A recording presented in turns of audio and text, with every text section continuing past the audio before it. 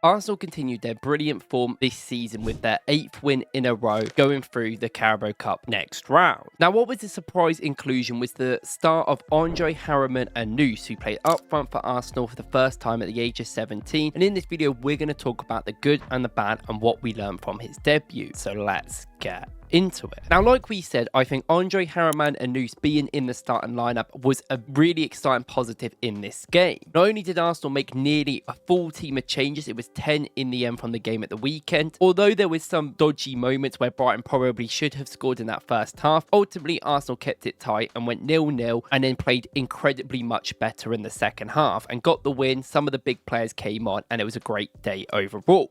Now, Harriman-Annous, I don't think had the cleanest game of all. I think there was some problems there. But I think in the second half, and annoyingly, just as he came off the bench, I actually think he was growing into the game a lot. And he was starting to get on the ball in good areas, have a shot, obviously, which we were talking about. Be a player that we were actually seeing get on the ball a lot more, which I think is incredible to see. Now, if you look at his touch map in this game, obviously it's not a huge amount. He only had about 16 touches in this game, and he only made a few passes. But I think that a lot of his best work comes from outside the box then in it, and I've kind of had this sentiment by watching him in the youth academy as well. And what I mean by that is when he sits deeper and is able to pass the ball off, he is really good. There's a few times he put the ball long into him and I think he got physically dealt with quite easily, but there's also times that he was able to tap the ball down for an on-rushing midfielder, usually being Waneri, and then run on the counter-attack. And Harriman-Annous is not someone that really sprints a lot. You see it in this game, he sort of jogs about. He's not necessarily the most active runner, I think, in the team, but I think as the game went on, he was getting better and better.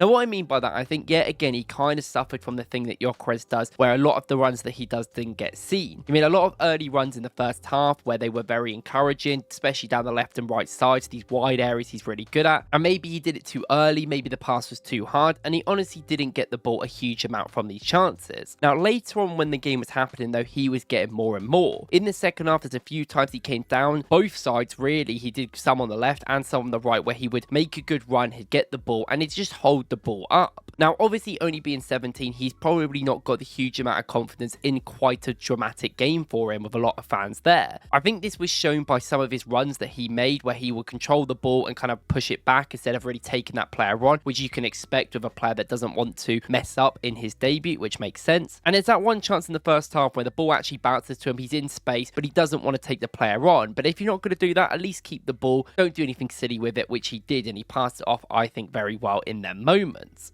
And honestly, I think that mostly his running was down to a confidence thing. In the first half, like I said, he did try a few of these really good runs and it didn't quite pay off. People didn't really quite find him. But there's moments where he was a little bit not confident to make that run, which he probably should do. Now, in the second half, we obviously saw it a lot more. He almost scores right late on before he comes off. And this is yet again a perfect run. He almost doesn't really expect the timber pass to go through. You can see he kind of hesitates and is a little bit tentative to make that run, which he did quite a lot in this game. But he gets there. Unfortunately, I think that tentativeness kind of let him get to the ball a little bit late, and that's why he ends up kind of shooting it at the goalkeeper. But ultimately, Saka's there to sweep up and score the rebound. And I still think ultimately you want your striker being on that last man and getting him behind. And from watching a lot of his academy clips and watching him in the academy, he is not a player that is particularly amazing at being this last line guy, the guy that makes that initial run, the thing we talk about Woklz doing all the time. But that will come into it. He's super young. He will learn that in the future. And I think he does have quite a good skill set for it. Now, I want to elaborate on what we said earlier about his work really being good away from the box, because I know a lot of people on the internet have been speaking about how he's a bit of an Osimhen player, he's a bit of a player like that. I don't particularly agree. I think how he runs with the ball when he's in space, and I think his technique on it kind of looks a little bit Osimhen-like, but I don't think he's a player that is really like that. I think this guy's a little bit more technically better away from the goal, and he kind of gives me links to maybe a Kolo Muani, but more importantly in Ekitike. And what I mean by that, Ekitike is so good at coming into the left and right channel, mostly the left, but he can do the right as well, and being that player that holds the ball up and makes other players come into the game. And we saw it a few times in this game where he put some good passes, he held the ball up well for people like Eze to get into the box, and unfortunately Eze then would put the ball into the middle and expect someone to be in there, which that is not where Harriman-Annous is, because he is the guy that's put you out wide, which sometimes is that problem, but you're just not used to it having that striker threat we've had all season with Woklz. But he's super aware, Harriman-Annous, in later and deeper areas at being really good at sneaking in a little tackle on a recovery and winning the ball back. Now, there was a few times this happened in the game and I was really impressed. You think the chance is over. I think our midfield and our forward line press didn't work a lot, and we will go into that in a little bit, but I think that he did a really good job at the second half at recovering and working hard for the team. Him and Max really did have that sort of Arsenal identity of when we lose the ball, we need to get back in our block and defend really well. And I think in parts of the second half, the team were incredible at doing that.